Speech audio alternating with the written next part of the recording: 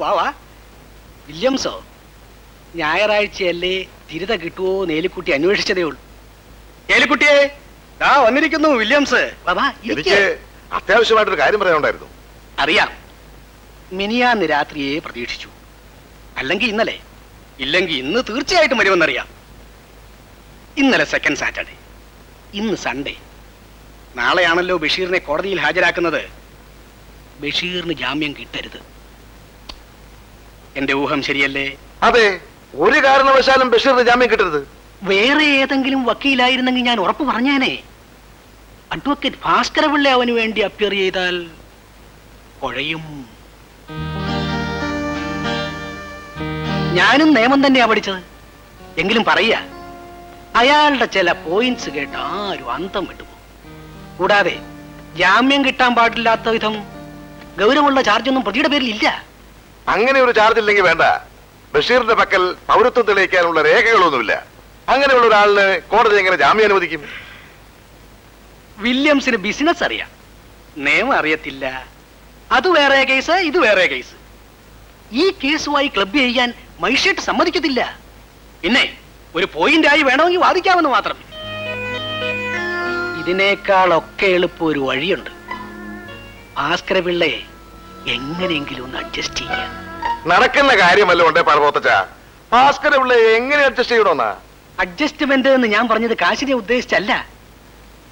വേറെ ഉണ്ടല്ലോ പ്രയോഗങ്ങൾ. ഭാസ്കരപിള്ള കോടതിയിൽ എത്താതിരുന്നാ മതി, നമ്മൾ ജയിച്ചു. വേറെ ആരെങ്കിലും ഹാജരായാലോ? അയക്ക് ജൂനിയേഴ്സ് അല്ലേ? വേറെ ആര് വേണോ ഹാജരായിക്കോട്ടെ, എനിക്ക് പേടിയില്ല. അവർക്ക് വേണ്ട വകുപ്പൊക്കെ എനിക്കറിയാം. നോക്കട്ടെ, ശ്രമിച്ചു നോക്കാം. വില്യംസേ, ഇന്ന് ഉച്ചയ്ക്ക് ശേഷം ഞാനൊന്ന് വീട്ടിലേക്ക് വരും. ആ പറ്റി കുറച്ച് ബാക്കിയുണ്ടല്ലോ. അത് കടം വാങ്ങിച്ചതല്ലയോ? ഇത് വേറെ കണക്ക്. ഞാൻ അല്ലെങ്കിൽ മാനേജരോട് പറഞ്ഞേക്കാം. വെട്ടിവെച്ച് കൊല്ലേണ്ട കേസുകളാ. എത്ര കിട്ടിയാലും ആർത്ത് തീരിയില്ല. ഭക്തി കുറയത്തില്ലായിരിക്കും. എന്താ സാർ ടൈപ്പ് ചെയ്യുന്നത്? ബഷീറിന്റെ മെയിൽ ആപ്ലിക്കേഷൻ നാളെ മൂവ് ചെയ്യണ്ടേ? ഞാൻ ടൈപ്പ് ചെയ്യാം സാർ. വേണ്ടെന്നേ. സാരമില്ല, ഞാൻ ടൈപ്പ് ചെയ്യാം. എന്നാ ടൈപ്പ് ചെയ്യ്, ഞാൻ പോയി കാപ്പി കുടിച്ചിട്ട് വരാം.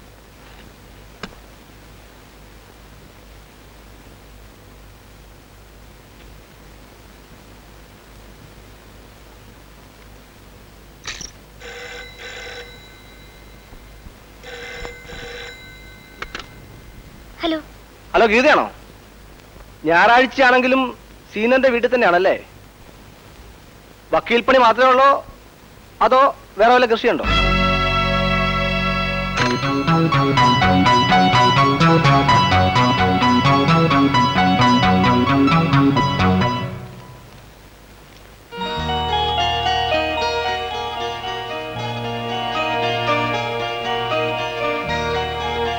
Thank you.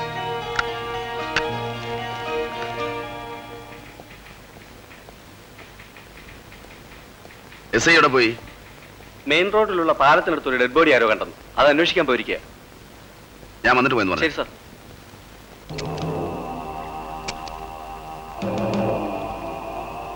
ആംഗിളില്ലേ? കേസ് നന്നായിട്ട് കിട്ടണം. Okay, you wait here. Sir.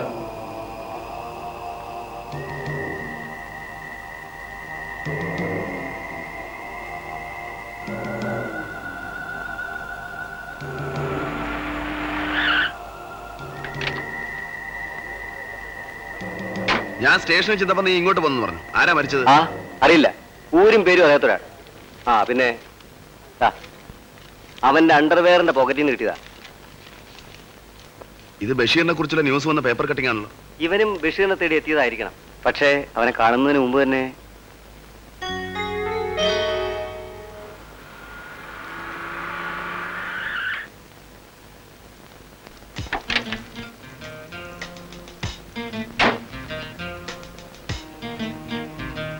അയ്യോ, അവനിവിടെ ഇല്ലല്ലോ. ആരാ? വക്കീൽ സാറിന്റെ അമ്മയല്ലയോ? അമ്മയെ കേട്ടാലും മതി. എന്താ വേണ്ടത്? എനിക്കൊരു ആത്മാർത്ഥ സുഹൃത്തുണ്ടായിരുന്നു. അവന്റെ പേര് ഭാസി. അവനിപ്പോ ഇല്ല. അമ്മേ, അമ്മയുടെ മോനെ ഭാസി എന്നല്ലേ വിളിക്കുന്നേ? അതെ. ചേട്ടനെയോ? ഭാസി ഏട്ടാന്ന് അല്ലേ? അറിഞ്ഞോ അറിയാതെയോ എന്റെ സുഹൃത്തിന്റെ പേര് നിങ്ങളുടെ മോളുള്ളത് കൊണ്ടാ ഞാനൊരു മുന്നറിയിപ്പ് തരാൻ വന്നത്. ഇല്ലെങ്കിൽ ഞാൻ പ്രവർത്തിക്കുകയുള്ളൂ. മോളാണല്ലേ? അതെ. നീ ആളൊരു കൊച്ചു സുന്ദരിയാണല്ലോടി. നിങ്ങൾ ആരാ? എന്ത് വേണം? ഞാൻ ആരെങ്കിലും ആട്ടെ, നിങ്ങളുടെ ആ പൊന്നാര മോൻ വരുമ്പോ ഒന്ന് പറഞ്ഞേക്ക് ആ അനാഥ ചെറുക്കൻ ബഷീറിന്റെ കാര്യത്തിൽ മാത്രം ഇടപെടരുതെന്ന്. ഇടപെട്ടാൽ ചിലപ്പോ ചിലർ തീരെ ഗതിമുട്ടും പറയാറില്ലേ, ദൈവമേ ഇങ്ങനെ ഒരു ജന്മം വേണ്ടായിരുന്നേ എന്ന്. അതുപോലെ അമ്മയും മക്കളും പറഞ്ഞു പോകും ജനിക്കേണ്ടിയില്ലായിരുന്നു എന്ന്. പറഞ്ഞതെല്ലാം വ്യക്തമായിട്ട് കേട്ടല്ലോ.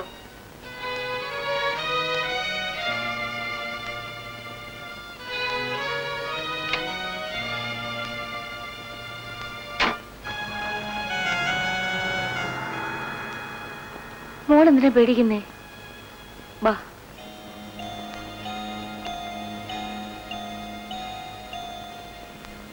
സാർ അവനോടൊന്ന് പറയണം. സാറ് പറഞ്ഞാൽ അവൻ അനുസരിക്കും.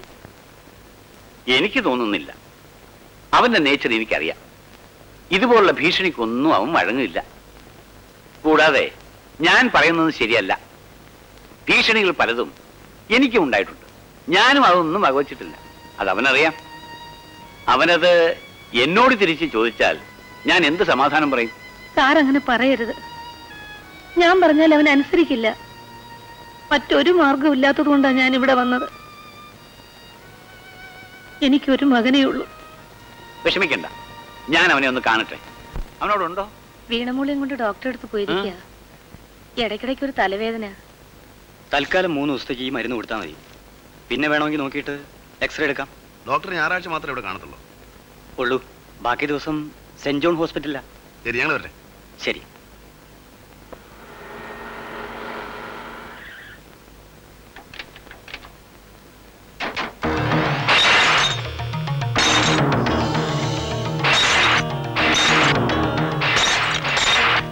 എന്തായി കാണിക്കുന്നത്?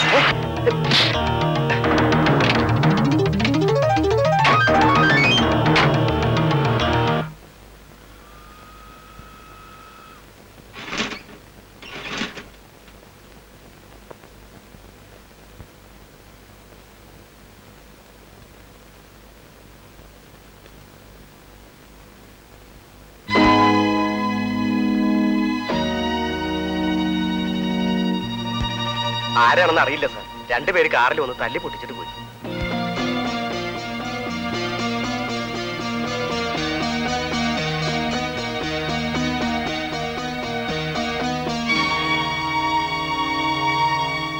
ഇതുവരെ കണ്ടതും കേട്ടതും സാമ്പിളാ. ഇനി ഇതിലും വലുത് വരാനിരിക്കുന്നതേ ഉള്ളൂ. എന്റെ വാക്ക് ധിക്കരിച്ച് നീ അവന്റെ വക്കാലത്ത് വാങ്ങിച്ചു. ഇനി ഇടപെടാനാണ് ഭാവമെങ്കിൽ ഇപ്പോ സ്വത്തിനെ പറ്റിയുള്ളൂ, അടുത്ത ശരീരത്തിലായിരിക്കും.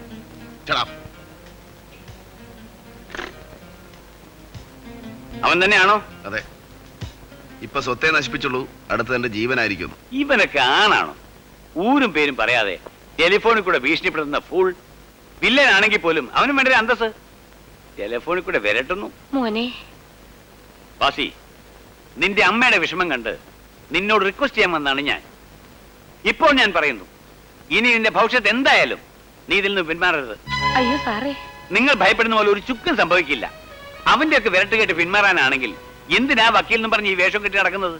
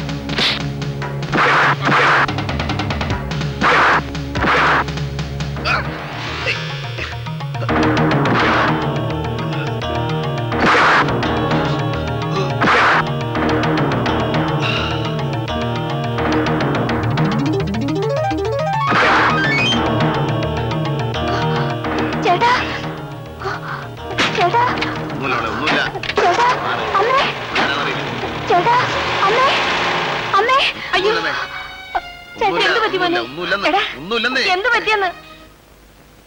Who is appearing for the accused? I appear for the accused, Your Honor. I have already filed the bail application and the sureties are ready. APPക്ക് എന്തെങ്കിലും ഒബ്ജക്ഷൻ ഉണ്ടോ ജാമ്യം കൊടുക്കുന്നതിൽ?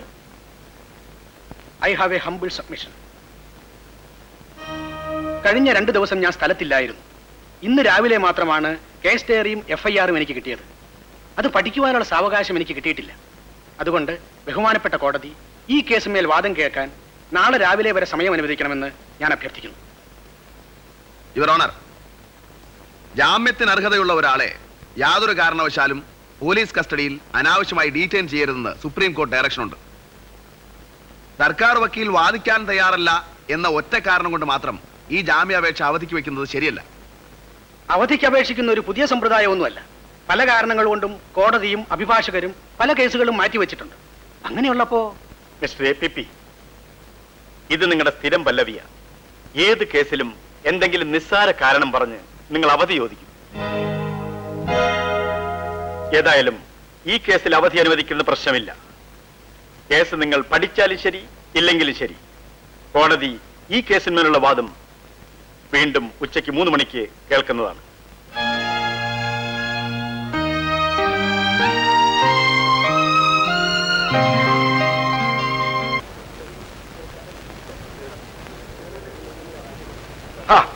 താൻ എന്തോന്ന് പണിയായി കാണിച്ചത്? കേസ് എന്തിനാ നാളത്തേക്ക് മാറ്റാൻ പറഞ്ഞത്? പാസി ഹാജരായതുകൊണ്ട് അയാൾ ഹാജരാകരുതെന്ന് പ്രത്യേകം ഞാൻ പറഞ്ഞിരുന്നല്ലോ. ശ്രമിച്ചു നോക്കി സാധിച്ചില്ല. നാളത്തേക്ക് മാറ്റിവെച്ചാൽ ഒരു രാത്രി കൊണ്ട് ഭാഷ ഇല്ലാതാകൂ. ഒരു രാത്രി കൊണ്ട് ഭാസി ഇല്ലാതാകത്തില്ല. വേണമെങ്കിൽ ബഷീർ ഇല്ലാതാകും. ഒന്ന് തെളിച്ചു പറമോത്തച്ചാ. വില്യംസേ, ജാമ്യം കൊടുക്കരുത് എന്ന് വാദിച്ചാൽ 50-50 ചാൻസേ ഉള്ളൂ. മജിസ്ട്രേറ്റിന് എന്നെ കണ്ടാൽ ചതുർത്ഥിക്ക് ചന്ദ്രനെ കാണുന്ന പോലെയാ. അല്ലെങ്കിൽ ആർക്കാ അല്ലാത്തത്? വില്യംസ് എന്തുവാ പറഞ്ഞേ? ഒന്നുമില്ല. ജാമ്യാപേക്ഷയിൽ വാദം നടന്നാലും ഇല്ലെങ്കിലും പ്രതിയെ അറസ്റ്റ് ചെയ്ത് 24 മണിക്കൂർ കഴിഞ്ഞതുകൊണ്ട് സ്റ്റേഷൻ ലോക്കപ്പിൽ ഇടാൻ കോടതി സമ്മതിക്കത്തില്ല.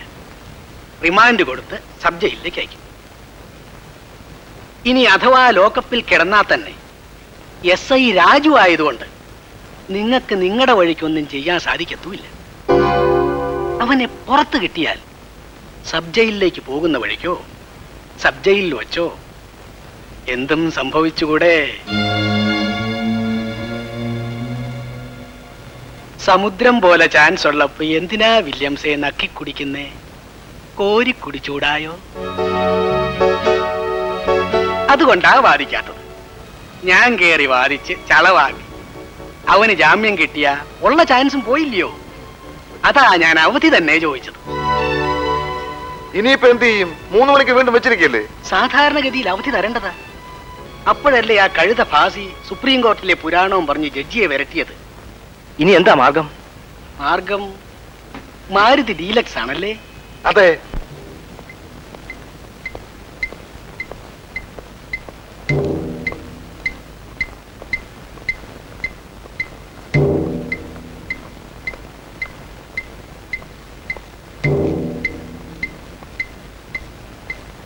എന്തായി സാറേ? ജാമ്യം കിട്ടിയില്ല, ഷുവർട്ടി പോരെന്ന്. തീർച്ചയായിട്ടും കിട്ടുമെന്നാ വിചാരിച്ചത്. അല്ല, എന്തു പറ്റി പെട്ടെന്നിങ്ങനെ? ഒന്നും പറ്റിയില്ല. Court has the right to deny. ആവശ്യമില്ലാത്തൊന്നും പറയണ്ട. ആരെങ്കിലും കേട്ടാ വേറെ വല്ലതൊക്കെ ധരിക്കും.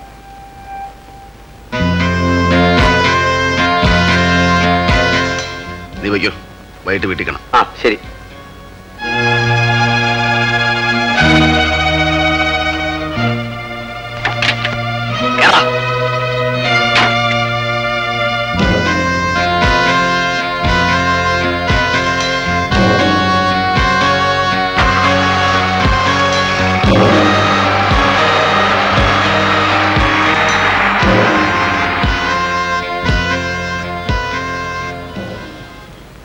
രതീഷ്, വണ്ടിയുടെ ചാവിയുണ്ടോ? ഉണ്ട്.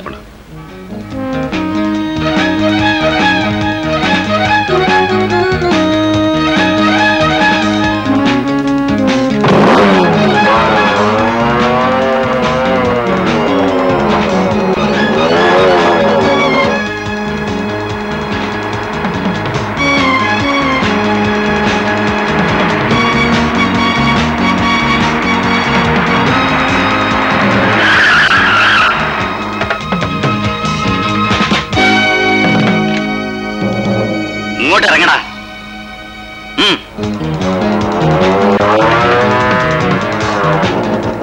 എന്തിനാ സാറേ സബ് ജയിലിൽ പോവാൻ ഇക്കണ്ട വഴിയൊക്കെ ചുറ്റി വളയുന്നത്? നല്ല മെയിൻ റോഡ് കിടപ്പുണ്ടല്ലോ, കീലിട്ടത്. സാർ ഇതുവഴി പോയാ കുറച്ചുകൂടി എളുപ്പം. മനസ്സിലായി മനസ്സിലായി. കൊണ്ടുപോകണം. ഇങ്ങോട്ട് വാടാ. കേറ്. വണ്ടി ഓർമ്മ.